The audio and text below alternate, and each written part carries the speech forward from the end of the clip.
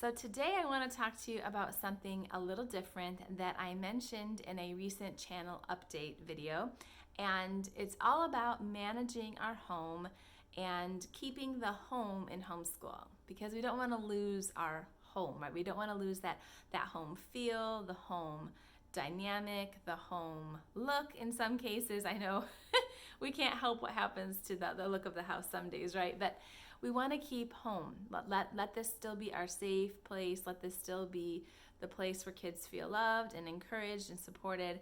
We don't want to let the school part take over in homeschool. But I want to let you know that I do this for two main reasons. Number one, because if there are reminders of school all around us on the walls, on our shelf, like they're just everywhere. We just see school everywhere.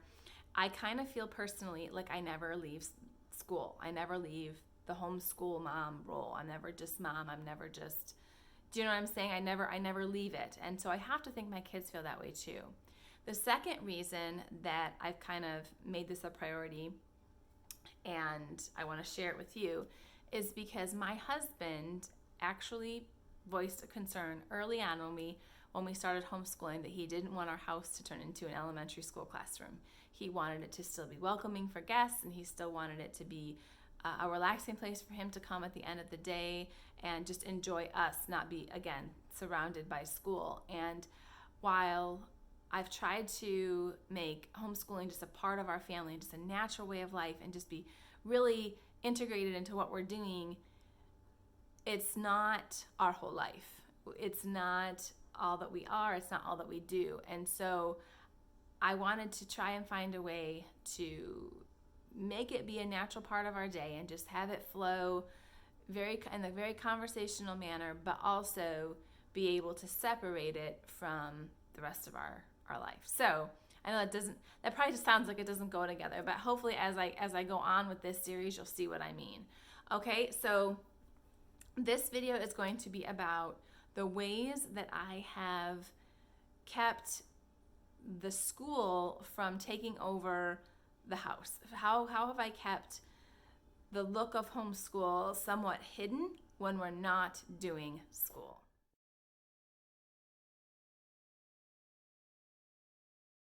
So here's the first space on the back of my pantry door.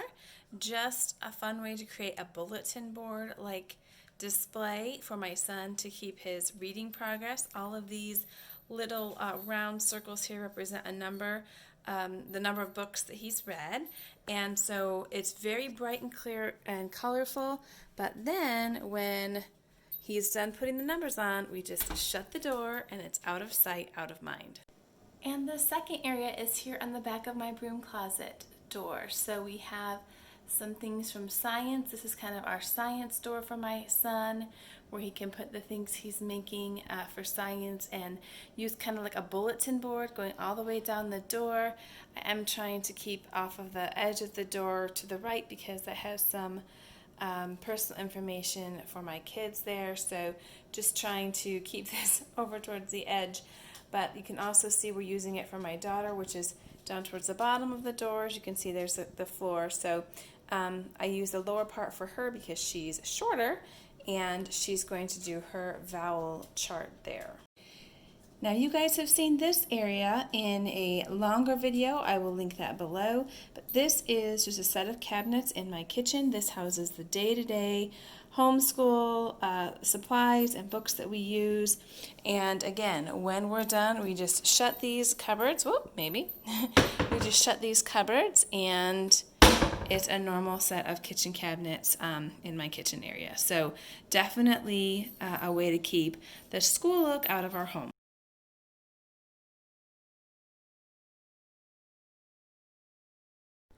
All right, so the second tip I kind of referenced in the first tip, and that is to hide those electronics or hold them hostage until all of the homeschool supplies are put away.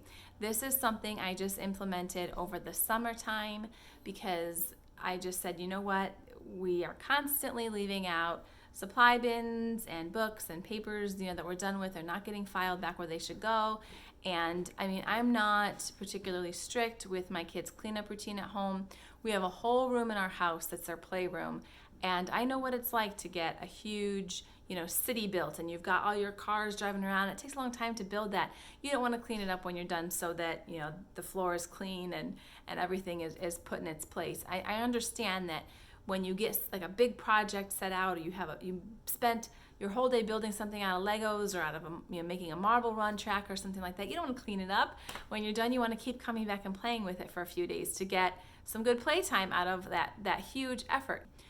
But I decided, you know what, it's reasonable and it's helping me keep the home in homeschool if I decide that there are some rooms that must be picked up before we go on to other things like electronics and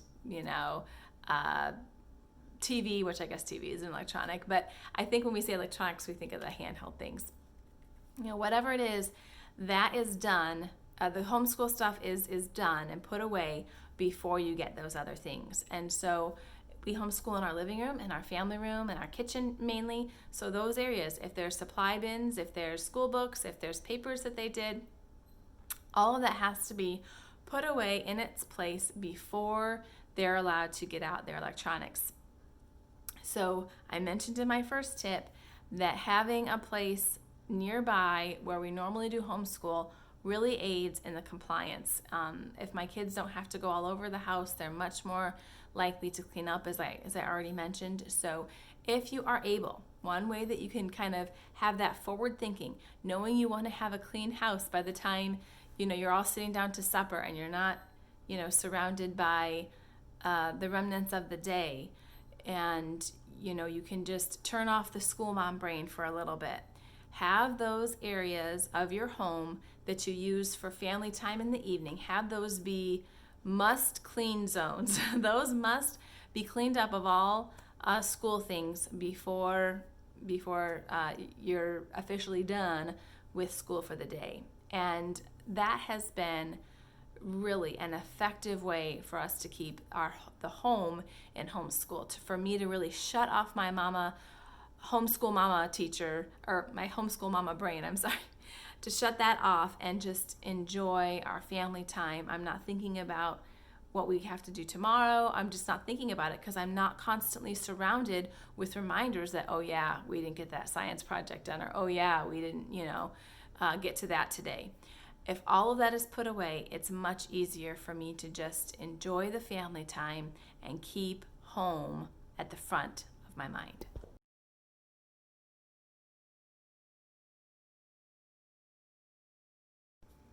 Okay, tip number 3 is to invest in some creative storage solutions. Now, I know when I say the word invest, that probably brings money signs through your brain, but just keep in mind, I am a very frugal mama, so I don't want anyone going out there and spending loads of money, because you could. There are very pretty decor baskets and things that you could use to store your homeschool materials in and stash them away in a very pretty basket or a very pretty bin or something, a beautiful piece of furniture. I don't want anyone to run out and grab that. So I have a much more affordable solution that I'm going to share with you, and it might be something you already have in your house that you could just turn around. So you're familiar with this, right? This is just a magazine file folder. This one here is bright green, totally an elementary school classroom color. Nothing that I would probably have in a decor function in our house, but these come in solid black and they come in just this plain cardboard. So I would suggest getting the black ones first of all. But a lot of us, they put it on the shelf like this, so you can label it here and you can see what's in there. My suggestion to keep the homeschool stuff kind of hidden away when you're not doing homeschool is to turn it around. This is a really tall one, so even my tallest school books will be hidden by this. And then when I slide it into the cubby, it's just a nice flat black surface, or if you get the tan color ones, a tan surface that you could opt to put something decorative on the outside, or maybe even spell something along the back sides of these to spell, like home or love or hope or something along the back of these. You could do lots of things. But just turn these around, you guys. Make sure they're tall enough so that they hide the tops of the books, and this will look like on purpose.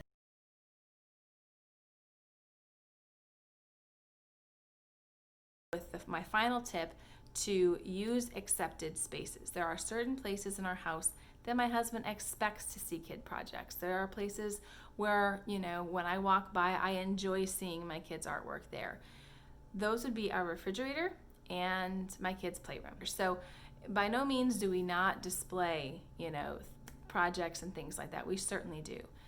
But I found it more helpful both to honor what my husband wanted and also for me to just decompress and let go for the day, to just have certain places to put those things, and for it to be places where we didn't really spend a lot of our time in the evening after I finish supper. I'm not usually in the kitchen a whole lot. We're in our family room or our living room, or we're outside. And it was kind of, again, like I said, an expected place that many people put things, even non-homeschoolers put their kids' projects there. So that's an expected place to see that sort of thing. You wouldn't necessarily expect to see that on the dining room walls and the living room walls. So I hope you understand what I'm saying.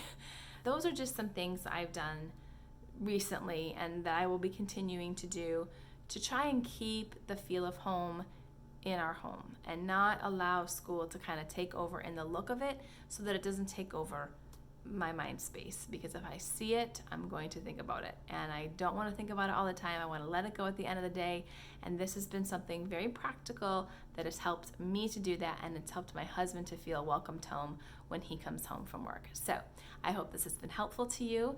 Please let me know in the comments below what other suggestions you may have that speak to this topic, and I will catch you in the next